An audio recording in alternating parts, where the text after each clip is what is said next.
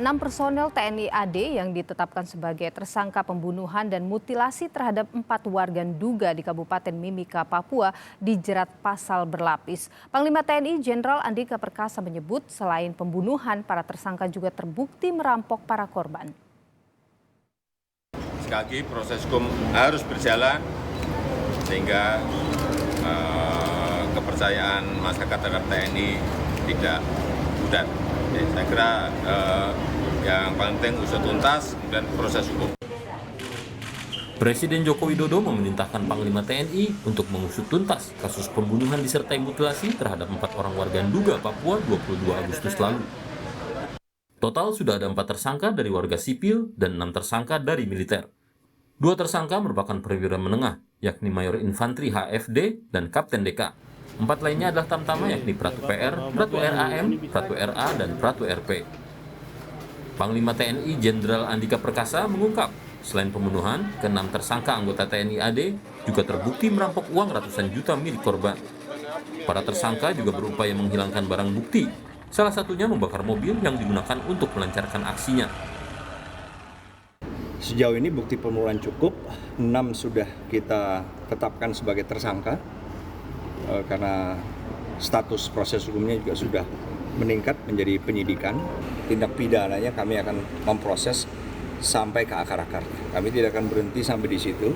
Terbukti kita sudah mendapatkan 2 lagi, walaupun belum kita tetapkan tersangka, tetapi terus pendalaman karena 2 ini, tambahan ini juga ikut menikmati uang yang diambil dari tindak pidana. Saat ini 6 tersangka dari militer sudah ditahan di Subdetasemen Polisi Militer Mimika selama 20 hari untuk pemeriksaan. Sedangkan 4 tersangka dari warga sipil ditangani polisi.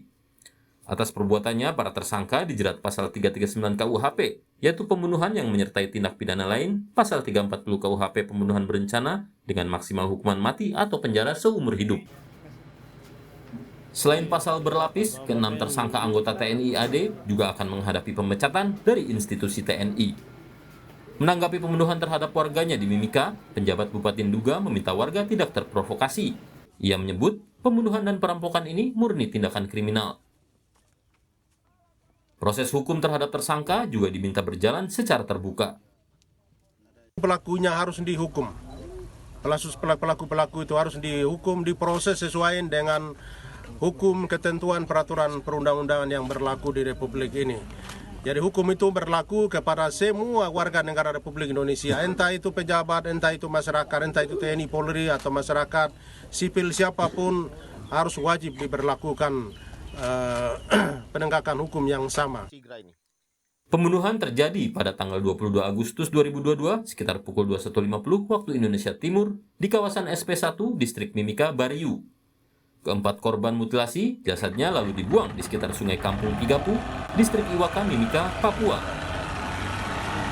Tim Liputan, Kompas TV.